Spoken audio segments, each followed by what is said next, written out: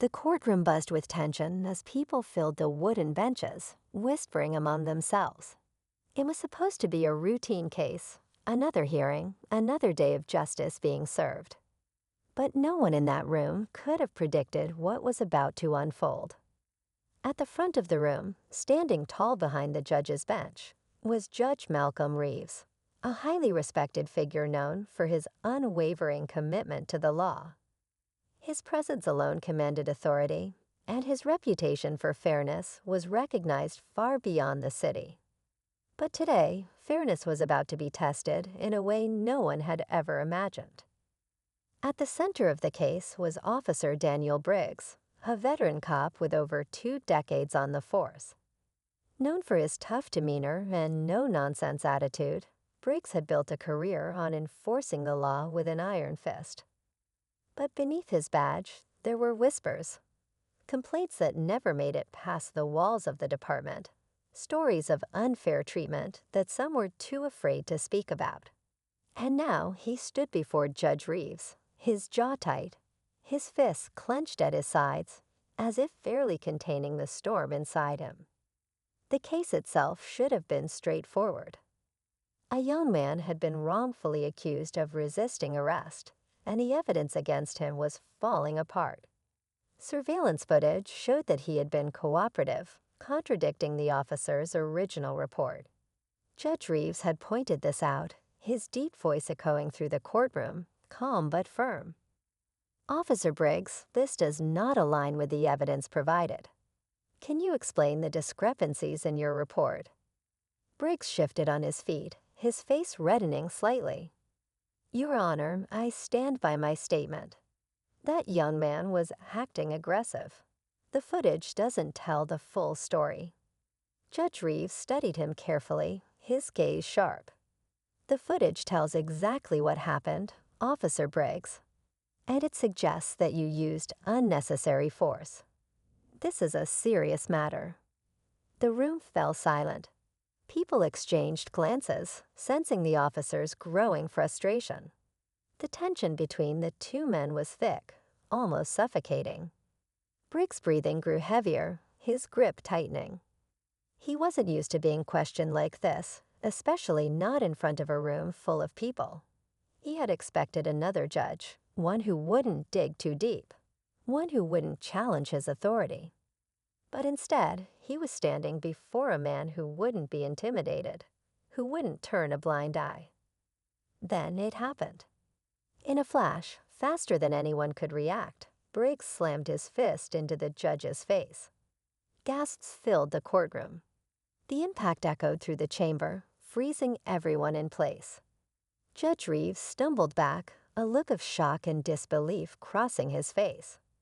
The air turned electric as the reality of what had just happened settled in. For a brief second, there was only silence. Then chaos erupted. Lawyers stood from their seats, horrified. The bailiffs lunged toward the officer, their hands moving to restrain him.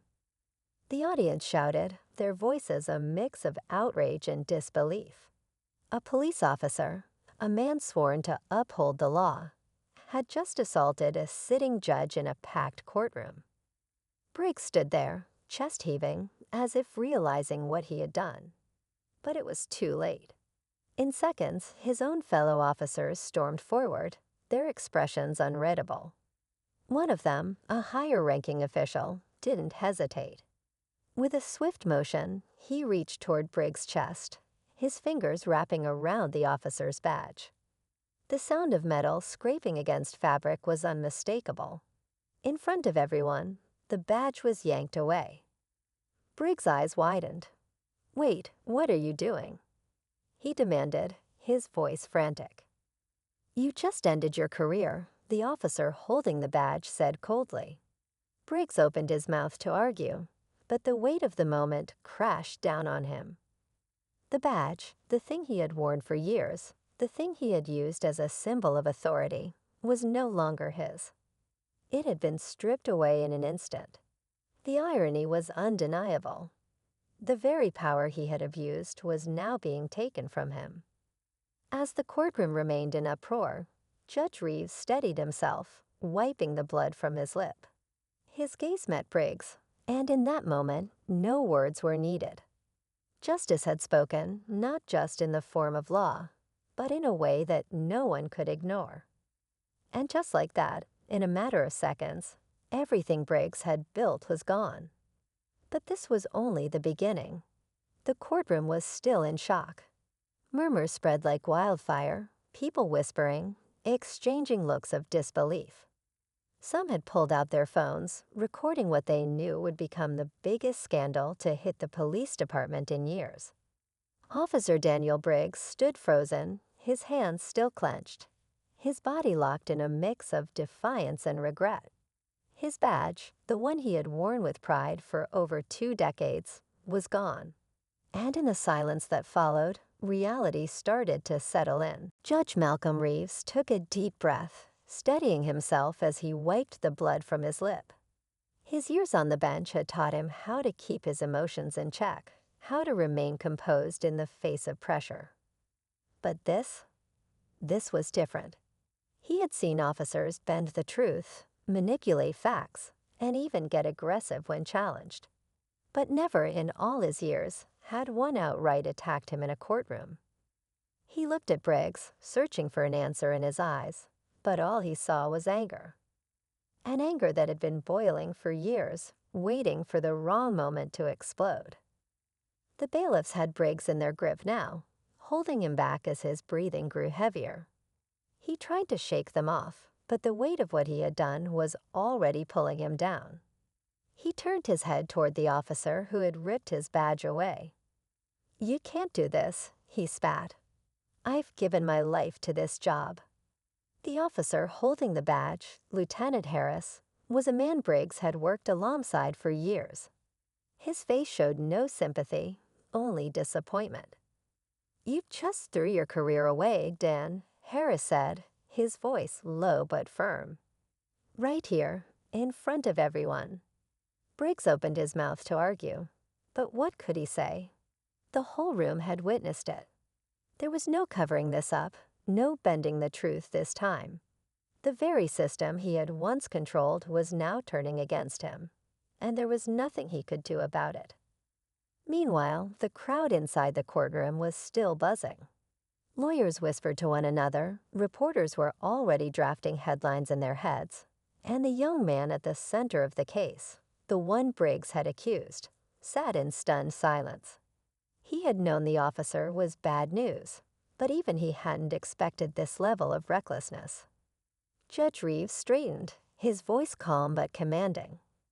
"Officer Briggs, you are now in contempt of court and will be placed under immediate custody pending further investigation."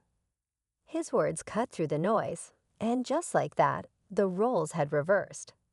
The enforcer of the law was now the one facing its consequences. Briggs' face turned red. "This is a setup," he muttered, shaking his head. "This whole system is broken." A bitter laugh escaped one of the public defenders sitting nearby. "Yeah," she muttered under her breath. "Tell us something we don't know." Briggs was escorted out of the courtroom, his once confident stride reduced to heavy, reluctant steps. Every officer he passed avoided his gaze. He wasn't just losing his badge, he was losing the respect of his colleagues, his so-called brothers in blue. And deep down, a part of him knew that this moment, this single reckless act, would follow him forever.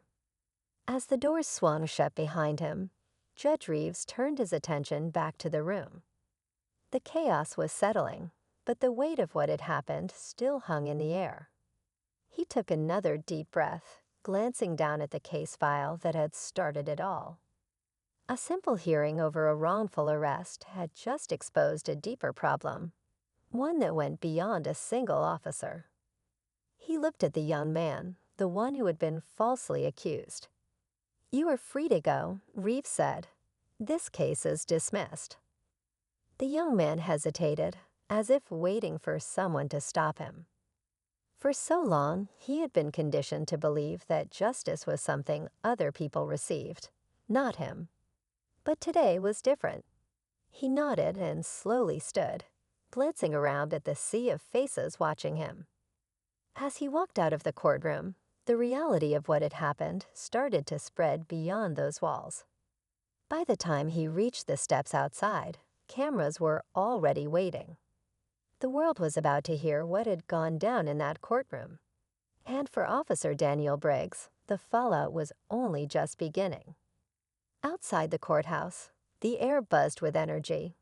Reporters huddled around, their microphones stretched forward, waiting for any statement from the people who had just witnessed history unfold. The young man at the center of the case, Marcus Hale, stepped out onto the marble steps, squinting as camera flashes lit up the evening sky. His face was unreadable, part disbelief, part exhaustion.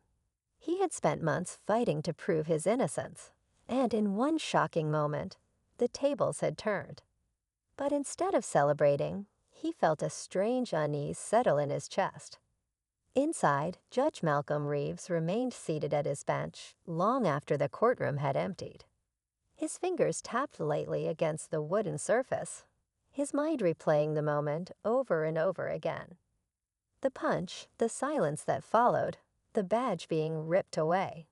He had always known there were officers like Briggs, men who let their own prejudices cloud their judgment. But to be on the receiving end of such raw aggression was different. It wasn't just an attack on him. It was an attack on the very idea of justice. The officers were frozen, waiting for her next words. She could see it in their eyes now, the realization, the weight of what they had done. And for the first time since the stop began, it was no longer her who was under scrutiny. It was them. The silence between them stretched longer than it should have, the weight of unspoken words pressing down on the two officers. Danielle could see the hesitation in their eyes, the uncertainty of how to proceed now that they realized who she was. The older officer, who had been leading the stop, glanced at his partner, as if silently trying to decide whether they should push forward or cut their losses and walk away. Danielle, however, wasn't about to let them off the hook so easily. She crossed her arms, her expression calm but firm. So she said, breaking the tension, "Are you going to answer my question?" The younger officer swallowed hard. "What question, ma'am?" She raised an eyebrow. "Why was I pulled over?" The older officer cleared his throat, shifting uncomfortably. "Like I said earlier, it was just a routine stop." Danielle let the words hang in the air for a moment before responding. "Routine," she repeated, nodding slowly. "So you regularly stop people driving home from work for no reason?" The officer hesitated. "It's not like that." "Then what is it like?" she pressed. The younger cop looked away, his hands clasped in front of him, his nerves obvious now. He seemed much less sure of himself than when he had approached her vehicle earlier. His confidence cracked under the realization of who he had just stopped. Danielle sighed, studying both of them carefully. She wasn't here to humiliate them, but she also wasn't going to let them dismiss this as if it had never happened. "You see," she said, keeping her tone steady, "this is exactly the problem I've been talking about since the day I stepped into this role. You stop someone like me, without cause, because of what? A gut feeling? A hunch?" Neither officer responded. Danielle continued, her voice carrying more weight now. "And what happens when it's not me? What happens when it's a young black man who doesn't have a badge? Or a single mother on her way home to her kids? What do you tell them when you pull them over for no reason?" The older officer shifted again, his face tight. "Look, Chief." She held up a hand, stopping him. "No, don't call me Chief now, because you didn't know who I was when you stopped me. And that's the problem." The younger officer's face flushed, and he finally spoke, his voice quieter than before. It wasn't personal. Danielle tilted her head. It's always personal when someone feels like they don't belong on their own streets. The older officer let out a slow breath. "This isn't what it looks like." Danielle gave a small, humorless chuckle. Oh, it's exactly what it looks like. She let her words settle before adding, and you know it. The two officers stood stiffly, unsure of their next move. Danielle could feel the frustration bubbling beneath the surface, not just from this moment, but from every time she had heard a story like this. Every time she had sat across from a community member who felt powerless against the very system meant to protect them. It was different now because it was happening to her, but the feeling was the same. She glanced at their patrol car, the lights still flashing softly against the dark pavement. She knew they were hoping she'd let this go, that she'd accept some half-hearted apology and let them rush off to their next call without consequence. But that wasn't happening. She turned her gaze back to them, her voice unwavering. "You both have a choice right now," she said. "You can walk away from this moment and pretend it didn't happen. Or you can acknowledge the problem and decide to do better." The older officer's jaw clenched, but he said nothing. The younger one looked down at his hands, the weight of the moment settling in. Danielle continued, her tone softer but no less firm. "I'm not asking for excuses. I'm asking for accountability." The younger officer finally looked up at her, his face conflicted. "We didn't mean any harm." "That's the problem," she said simply. "You don't think harm is being done, but it is." Another pause. This time, longer. Danielle didn't expect a full revelation in this moment. She knew change didn't happen overnight. But what mattered was planting the seed, the undeniable truth that they had been part of the problem. The older officer straightened, inhaling deeply. "What happens now?" Danielle studied him. "That depends. Are you willing to have an honest conversation about why this happened?" The officers exchanged glances again. The discomfort in their eyes hadn't faded, but there was something else now too. An acknowledgement, even if they weren't ready to say it out loud yet. Danielle knew this wasn't over. Not yet. But for the first time that night, she saw something shift, and that was enough for now. The tension between them lingered in the night air, thick and unspoken. The flashing lights from the patrol car cast an eerie glow on Danielle's face, but she remained still, waiting. She could see the hesitation in their eyes, the internal battle playing out. They had made a mistake, and they knew it. But would they own up to it? The older officer exhaled sharply, crossing his arms. "Look, Chief." He started but quickly caught himself, realizing his slip. His jaw tightened as he corrected himself. "I mean, ma'am." Danielle didn't break eye contact. She wanted them to feel the weight of this moment. It wasn't about power. It wasn't about proving a point. It was about making them see. Really see. The younger officer cleared his throat, shifting on his feet. "We were just doing our job," he muttered, but the conviction was gone from his voice. Even he didn't believe those words anymore. Danielle let the silence stretch. She had learned a long time ago that silence could be more powerful than shouting. People filled silence with their own thoughts, their own guilt. And right now she could see the wheels turning in their heads. A voice crackled through the radio on the older officer's belt, static breaking the uneasy quiet. He reached for it instinctively, but hesitated, as if afraid to turn his back on the situation. Danielle noticed that. That hesitation. It told her everything she needed to know. He was second-guessing himself. She took a slow step forward, keeping her voice calm but firm. "You know what bothers me most about this?" she asked. Neither officer responded, but she could tell they were listening. "It's not that you stopped me," she continued. "It's that even now, after realizing who I am, you're still trying to justify it instead of admitting you were wrong." The older officer's mouth pressed into a thin line. The younger one looked down, his fingers twitching near his belt. The weight of the moment was settling in, but she needed to push just a little further. "If I weren't the chief," she said slowly, If I weren't in this position, how would this have ended? The older officer shifted, clearly uncomfortable. That's not fair. Danielle's eyebrows lifted slightly. Isn't it? The younger officer finally looked up, his expression conflicted. We never meant to. To what? Danielle interrupted, keeping her tone steady. To make someone feel small. To make them question their own presence on a street they have every right to be on. The older officer's radio crackled again, more urgent this time. He grabbed it quickly, pressing the button. Unit 23, stand by, he said, his voice tight. Danielle took another step closer. She wasn't trying to intimidate them. She wanted them to understand. I need you both to ask yourselves something, she said, her voice softer now. Would you have stopped me if I didn't look the way I do? The question lingered, heavy in the night air.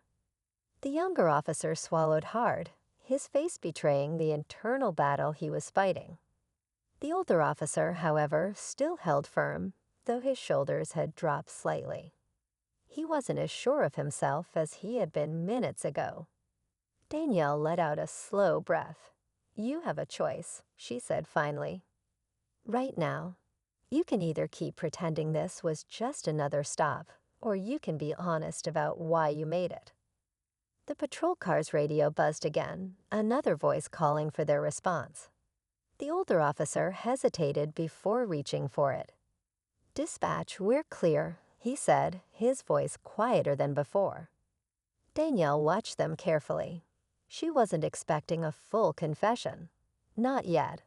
But she needed them to walk away from this night thinking about it, remembering it. The younger officer met her gaze, something unreadable in his eyes. He looked like he wanted to say something, but held back. The older officer, however, straightened his posture, a small wall rebuilding between them. We should get going, he said stiffly, looking at his partner. Danielle nodded slowly. Yes, she agreed. You should. She stepped back as the two officers exchanged one final glance before turning toward their patrol car. The younger one hesitated for a brief second before following his partner. As they got inside and the car pulled away, Danielle stood there, watching them go. The night was quiet again, but something had changed. She had seen it in their eyes. A crack in the foundation, a seed of doubt. And sometimes that was enough to start a storm. As the patrol car disappeared into the night, Danielle took a deep breath, trying to shake off the tension that still clung to her. This wasn't the first time she had been in a situation like this, but it was the first time since becoming chief. And that changed everything. She knew those officers would go back to their station, replaying the night in their minds, but what mattered most was whether they would actually learn from it. She turned back toward her car, ready to leave this moment behind. But just as she reached for the door handle, her phone buzzed. She glanced at the screen, an unknown number. For a second, she considered ignoring it, but something in her gut told her to answer. Hello, she said cautiously. A low voice crackled on the other end. Chief Reynolds. Her grip on the phone tightened. Who is this? There was a pause, then a breath. This is Officer Lewis. I need to talk to you. It's important. Danielle's mind immediately went back to the younger officer from earlier. She hadn't caught his name, but something told her this was him. Her heart rate picked up. Why was he calling her? She stepped away from her car, glancing around as if expecting someone to be watching. All right, Officer Lewis, she said carefully. What is it? There was another pause before he spoke again, his voice quieter this time. I think something's wrong at the precinct. I can't talk here, but I need to meet you. Alone. Danielle's instincts flared. This wasn't just about the traffic stop anymore. Something else was going on. She glanced at the dimly lit street, her thoughts racing. Where? She asked. He hesitated. There's an old diner on 5th and Broad. Midnight. Please, Chief. I wouldn't be calling if it wasn't serious. Before she could ask anything else, the line went dead. Danielle lowered the phone slowly, her mind now spinning in 100 different directions. What had she just stumbled into? She knew she should leave it alone, wait until morning, bring in a trusted officer to assess the situation. But something about Lewis's voice told her she couldn't afford to wait. He was scared. And if a cop was scared of his own precinct, then whatever was happening was bigger than just a routine stop gone wrong. She glanced at the time. 11:37 p.m. If she was going to do this, she needed to go now. The drive to the diner felt longer than it should have. Every set of headlights in her rear view felt like they were following her. Every shadow in an alley felt like someone watching. She had dealt with corruption before, seen what unchecked power could do. But this was different. This was inside her own house. When she pulled up to the diner, it was nearly empty except for an older man behind the counter and a single figure sitting in a booth near the back. Lewis. Danielle slid into the seat across from him. His face was tense, his knee bouncing slightly under the table. He looked exhausted, like someone who hadn't slept in days. "I shouldn't be here," he said under his breath, eyes darting toward the door. "If they find out I'm talking to you." Danielle leaned forward, keeping her voice calm. "Who? What's going on?" Lewis swallowed hard. "Chief, something isn't right. I've been noticing things. Files going missing. Reports being rewritten. And it's not just little things. It's cases. Big ones. People getting charges dropped for no reason. Evidence disappearing. And whenever I ask about it, I get shut down." Danielle felt her stomach tighten. Corruption wasn't new. But if it was this deep, this systematic, then she had bigger problems than a couple of bad officers. "Who's behind it?" she asked. Lewis shook his head. "I don't know yet. But I think," he hesitated, lowering his voice, "I think tonight's stop wasn't random." Danielle's breath caught. "What do you mean?" He looked around again before meeting her eyes. "I think they knew who you were before they pulled you over. I think they were testing you." A chill ran through her.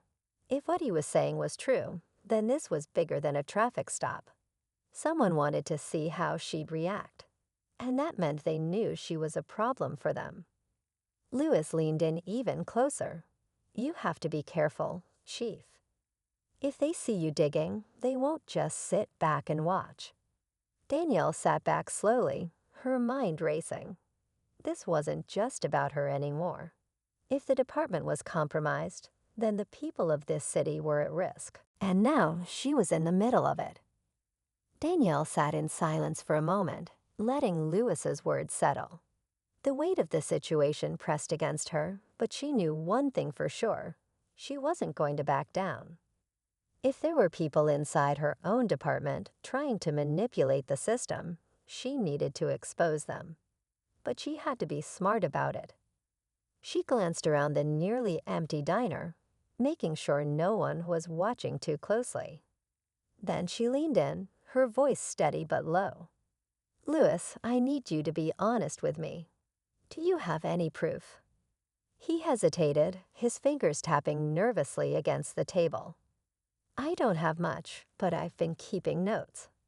There's something bigger at play here, Chief. It's not just officers looking the other way. Someone higher up is controlling this." Danielle exhaled slowly. She had suspected corruption, but if it reached beyond just a few officers, she needed to be extremely careful. "I need you to get me everything you have. Names, dates, any documents you can find.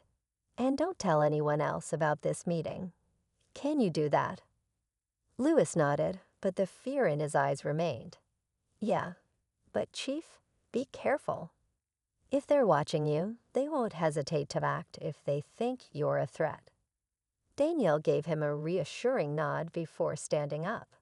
She had dealt with criminals before, but this was different. This was betrayal from within. She needed to act fast. As she stepped out of the diner, she felt the weight of unseen eyes on her. Was it paranoia, or was she truly being watched? She couldn't take any chances. Instead of heading home, she drove straight to the office. If this conspiracy went deep, she needed to get ahead of it before they made their next move. Inside the precinct, the halls were quiet. The late-night shift was minimal, mostly desk officers processing paperwork. She walked past them, heading straight for her office. As soon as she shut the door, she pulled up the department's internal database. If there were any erased reports or suspicious case files, she needed to find them before they disappeared completely. Her fingers flew across the keyboard, scanning through old case records. Just as Lewis had said, there were inconsistencies. Arrests with no follow-ups, charges that had suddenly been dropped, and one name kept appearing in those files, a name that made her stomach drop. Captain Harris. He had been on the force for years, respected, even feared. But now, looking at these reports, Danielle saw a pattern. Harris wasn't just covering things up. He was orchestrating something much bigger. Before she could think through her next move, a knock on her office door made her freeze. She quickly minimized the screen. "Come in." The door opened, and there stood Captain Harris himself, his expression unreadable. "Chief, working late." Danielle kept her face neutral, forcing a small smile. "Just catching up on some paperwork. What brings you in?" Harris stepped inside, closing the door behind him. "I heard you had an interesting encounter tonight." His voice was calm, but there was something underneath it, a quiet warning. Danielle leaned back in her chair. "Routine stop. Nothing I couldn't handle." He chuckled, shaking his head. "See, that's what I like about you, Chief. Always staying composed. But here's the thing." He placed both hands on her desk, leaning in slightly. "Sometimes asking too many questions can make things difficult. And I'd hate to see you run into any unnecessary difficulties." There it was, a threat thinly veiled under the guise of friendly advice. Danielle felt a slow fire build inside her, but she didn't show it. Instead, she met his gaze head-on. "Well, Captain, I appreciate the concern.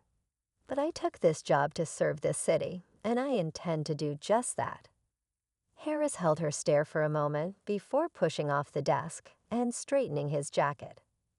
"Good. Just remember, Chief, the department runs smoother when we all play our part." With that, he turned and walked out, leaving a heavy silence in his wake. Danielle waited until she heard his footsteps fade before letting out a slow breath. This was it, the confirmation she needed. Harris wasn't just involved, he was leading it. And now he knew she was onto him. She grabbed her phone and dialed Lewis. He answered immediately. "Chief." "I need you to meet me first thing in the morning," she said firmly. "And bring everything you have. We're taking this down." There was a pause, then Lewis's voice, steady but determined. "Understood." As Danielle ended the call, she knew there was no turning back. Harris thought he could intimidate her, but he underestimated one thing: she wasn't just another officer.